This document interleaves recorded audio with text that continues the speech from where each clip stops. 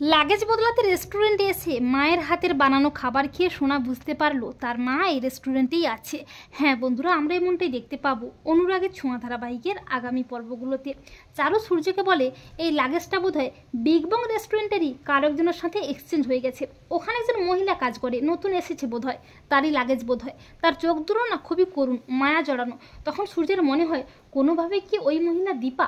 অপরদিকে চারু ও সোনার একসাথে ছবি দেখে দীপারও মনে হয় যে কে এই মেয়েটা, আমার মতো গায়ের রং, আমার মতো দেখতে অনেকটা, ঠিক যেন আমার সোনামায়ের মতো। এরপর পরদিন দীপা সাক্ষ্যদীপ সরকারকে বলে, স্যার আমি সকালের জলখাবারটা কি সবার জন্য বানিয়ে দেবো? দীপার কথায় সাক্ষ্যদীপ স্যার বলে, ঠিক আছে বানান, কিন্তু খুব তাড়াতাড়ি।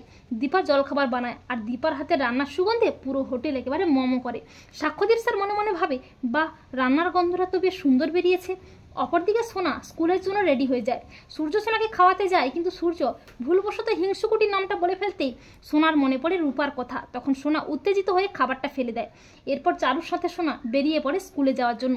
কিন্তু তার আগে চারু সোনাকে নিয়ে বিগ বং রেস্টুরেন্টে আসে লাগেজটা বদলাতে।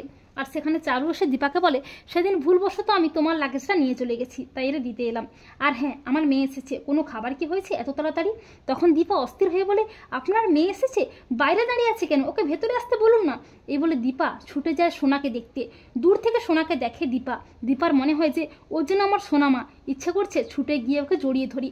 এরপর দীপা কাজের জন্য ভেতরে চলে আসে, আর সোনারও মনে হয় যে ওখানে বোধহয় মা ছিল।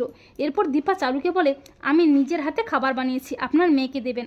এরপর চারু দীপার বানানো খাবারটা সোনাকে দেয়। খাবারটা খেয়ে সোনার মনে হয় যে এটা মায়ের হাতের বানানো খাবারের মতো।